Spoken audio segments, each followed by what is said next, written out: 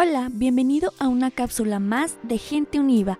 El día de hoy hablaremos sobre la clínica forense en Derecho Penal y Seguridad Pública. Pero primero, ¿qué son las clínicas?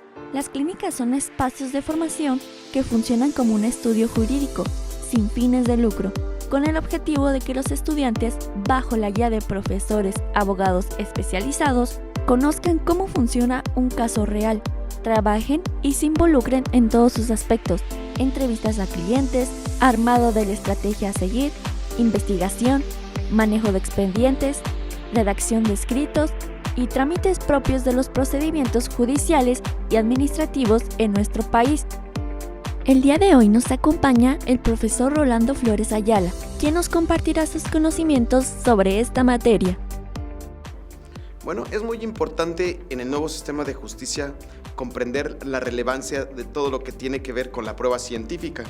¿Por qué? Porque, cambiamos un sistema de enjuiciamiento penal en el 2008 que tuvo 8 años para entrar en vigor en todos los estados y en materia federal, en el cual cambia la dinámica de cómo podemos nosotros llevar un proceso penal. Entonces, hoy lo más importante para que pueda cumplir los objetos del artículo 20 constitucional, fracción segunda, que son los objetivos del proceso penal, es importante entender que el órgano acusador, que es el Ministerio Público, tiene que basar su acusación en pruebas científicas para que no quede duda razonable. Entonces, todas estas ciencias y disciplinas auxiliares para demostrar científicamente la culpabilidad de un sujeto, o bien, si es la defensa, poder acreditar su inocencia y no poder sentenciado de manera injusta, que es uno de los objetos del proceso penal, pues tiene que estar basado en ciencia, para que no quede esa duda razonable en dado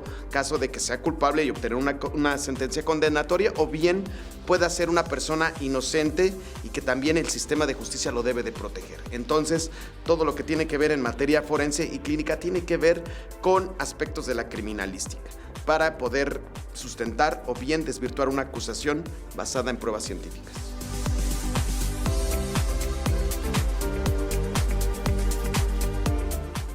Es muy importante entender la criminalística. La criminalística estudia todos aquellos elementos que pueden formar parte de un proceso penal y que se conocen como material sensible significativo. Si son delitos, por ejemplo, de crimen, que tiene que estar relacionado con sangre, tiene que haber ciencias que investiguen todos esos temas, que tiene que ver mucho, por ejemplo, como con medicina forense, tiene que ver con fotografía forense, tiene que ver con psicología forense, en dado caso para poder entender aspectos subjetivos en cuanto a la culpabilidad del sujeto, si actuó con un dolo, si actuó con premeditación, alevosía, ventaja. Es muy importante auxiliarse de muchas ciencias científicas, desde incluso la psicología, la psiquiatría, y son ciencias muy importantes para poder cumplir con el objeto del derecho penal.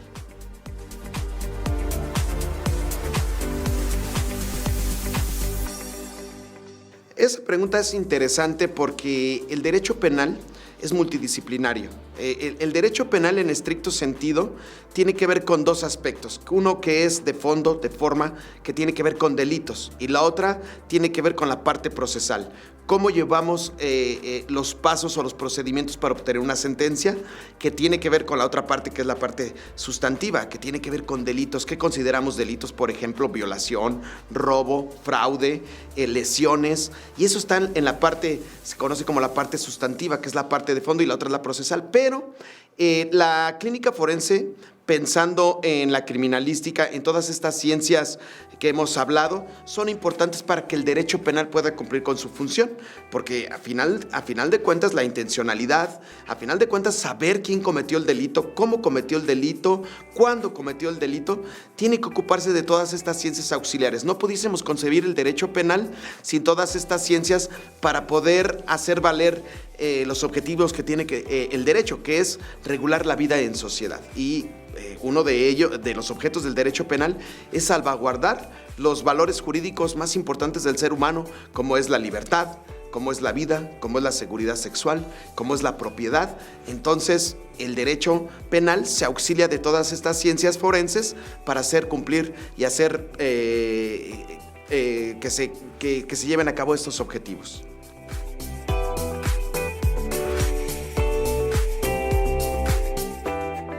Bueno, vamos a hablar que el sistema de justicia penal tiene dos fases, que es una del procedimiento penal y otra es el proceso penal. El proceso penal, son todas aquellas actividades que se llevan ya en la etapa judicializable, es decir, frente a un juez. Pero la otra parte es la parte del procedimiento. En el procedimiento todavía un juez no tiene conocimiento de lo que se está llevando en una investigación. Entonces, ¿quién son los primeros respondientes para poder tener esa prueba científica, no se contamine? Son los policías. Cuando hay una detención, hay dos maneras de iniciar un proceso penal. Una es detención en flagrancia, al momento de cometerse o inmediatamente después, cuando haya una persecución real e ininterrumpida, cuando se encuentre con objetos del delito, cuando sea señalado por la víctima o por otras personas que hayan participado, o casos urgentes que son excepcionales. Entonces, tiene que ver mucho con la policía, porque si se violentan derechos humanos, no se puede llevar a cabo los objetos del proceso penal. No pudiésemos pasar a la etapa judicializable. O bien, puede haber que todos sabemos que se cometió una conducta delictiva, por ejemplo, un homicidio. Bueno, ahí hay una conducta delictiva, pero no sabemos quién cometió el delito. Entonces, tiene que haber una etapa de investigación científica, ¿verdad?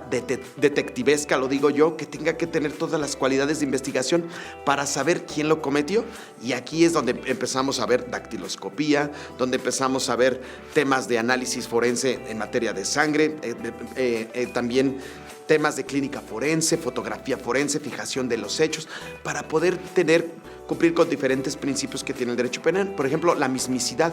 Si no tiene la policía científica la capacidad suficiente para poder presentar ante un juez esas pruebas que están sustentando la acusación, difícilmente podremos convencerlo. Y hoy los jueces tienen que explicar qué fue o cuáles fueron los medios que lo llevaron a convencer para poderse pronunciar en un sentido en la sentencia. Entonces tiene que ver mucho el tema de la investigación, de recabar pruebas, o bien en el momento que se detenga a una persona, cómo no se le pueden violentar sus derechos humanos desde la policía, o bien hay tres diferentes instituciones muy importantes que actúan dentro de esta parte del procedimiento penal, que es la policía, que es la dirección de peritos y que es el Ministerio Público, que es quien dirige toda la investigación, y la parte científica forense tiene que estar más relacionada con la parte pericial.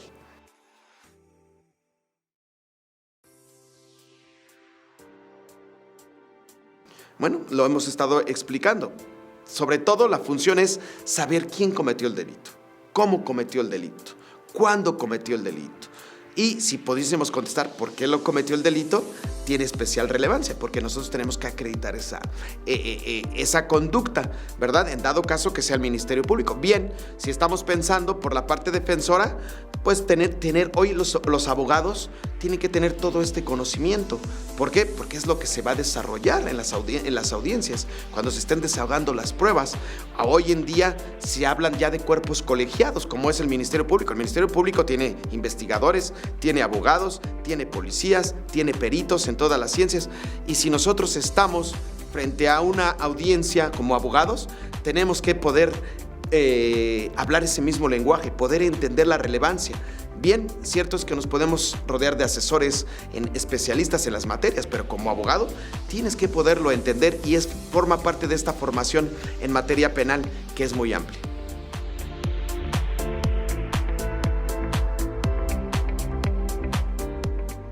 Bueno, el artículo 21 constitucional dice que la investigación de los delitos les corresponde al Ministerio Público y sus policías, siempre bajo su dirección.